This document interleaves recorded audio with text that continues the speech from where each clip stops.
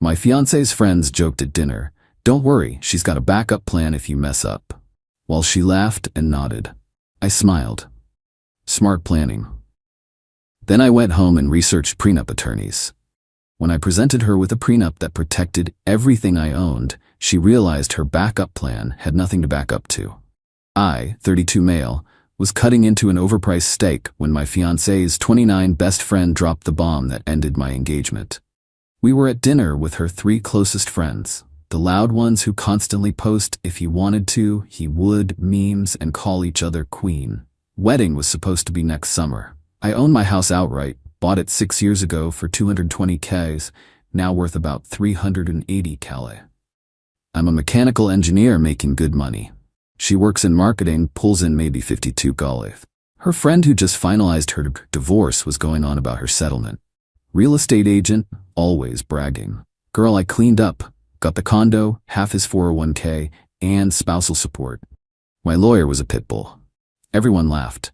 My fiancée smiled into her wine glass. Another friend pointed her fork at me. "See, this is why you need a backup plan, just in case he messes up." My fiancé nodded. Actually nodded. "Oh, I definitely have one." They all cracked up like it was the funniest thing they'd ever heard. I kept eating, smiled. Smart planning.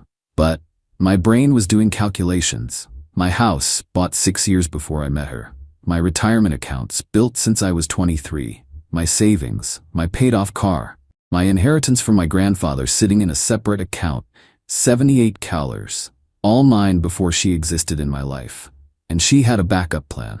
The friend leaned in, wine drunk and loud. My cousin got screwed in her divorce because she didn't think ahead. Guy cheated, she couldn't prove financial contribution, walked away with nothing. Don't be her.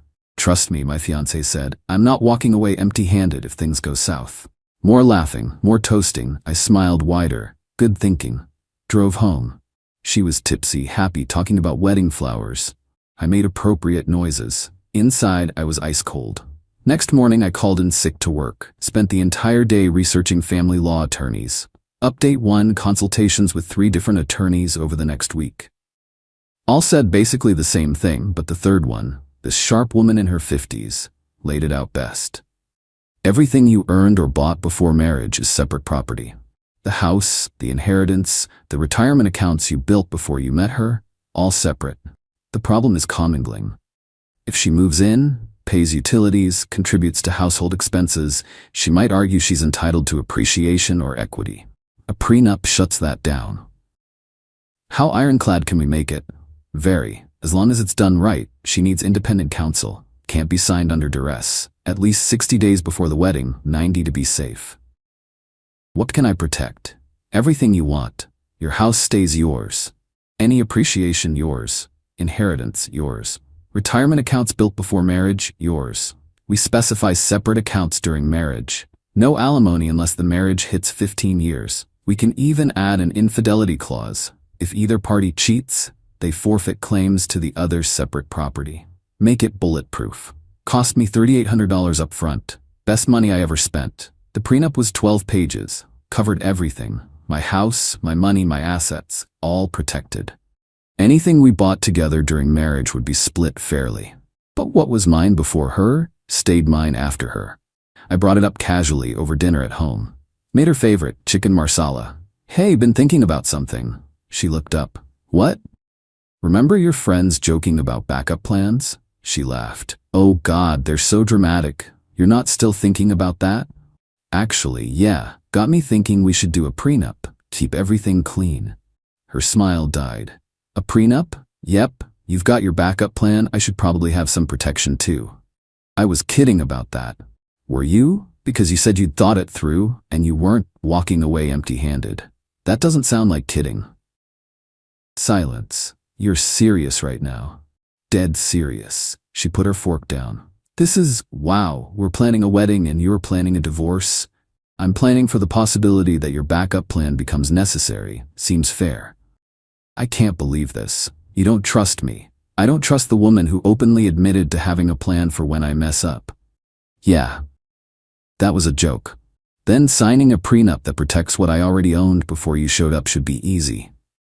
She stood up. I need to talk to my friends. Take your time.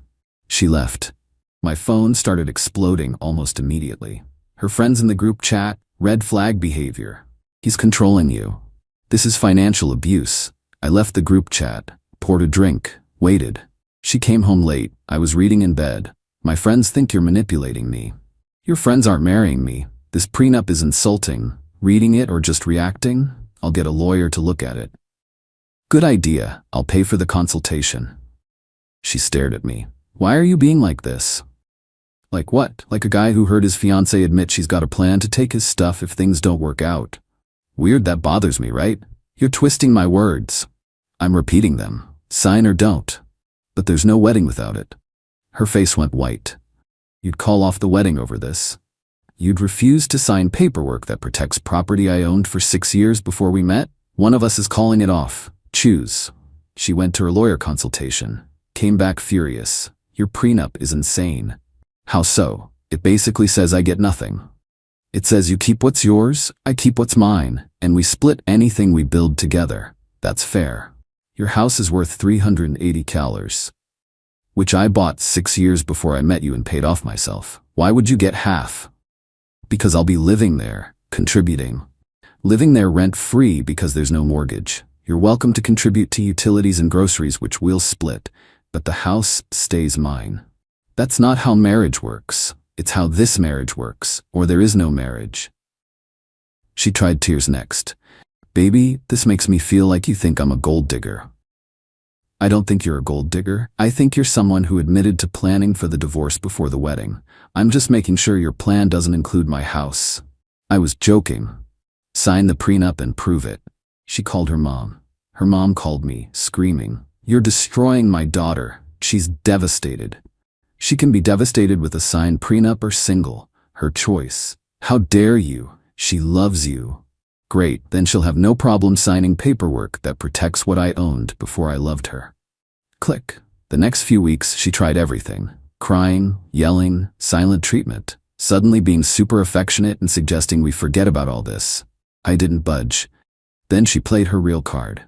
Fine. I'll sign your prenup, but I want something. What? Add my name to the house deed.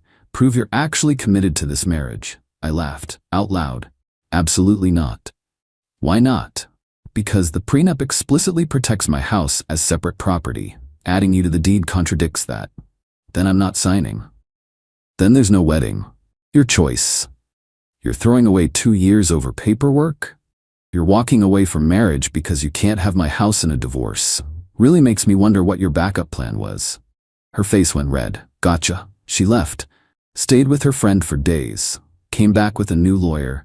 Expensive-looking woman with a designer bag. They sat at my table. The lawyer spoke first. My client has concerns about this agreement. Listening. The infidelity clause is punitive. It's standard. If she doesn't cheat, it won't matter. The alimony restriction is unreasonable. She makes her own money. I'm not her retirement plan. The house appreciation clause. The house stays mine. Non-negotiable. The lawyer looked at my fiancé. He's not budging. My fiancé's voice cracked. Can we at least remove the infidelity clause? Something clicked. Why do you want that removed so badly? Because it's insulting. You'd only lose claims to my stuff if you cheated. You'd keep what's yours. So why does it bother you? Silence. Unless there's a reason you're worried about that clause. There's no reason. You're being paranoid. The lawyer packed up. I advise you not to sign this. After they left, I sat in my quiet house and realized she was never going to sign. She'd been stalling, hoping I'd cave or forget or give up. The backup plan wasn't for if I messed up. It was the plan all along.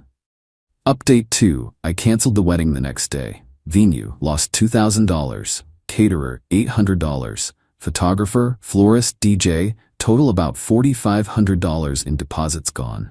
Best money I ever spent. Texted her, wedding's off, you have until the end of the month to move out. She showed up an hour later with all 3 friends.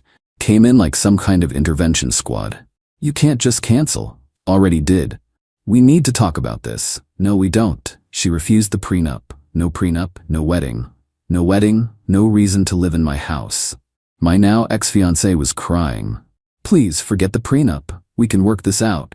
Nope, you had months. You brought in an expensive lawyer to negotiate. You asked me to put you on my deed. That told me everything. What does that mean? It means your backup plan was getting access to my assets, and now you're not. Her real estate friend got in my face. She deserves security. She has security, her job, her savings.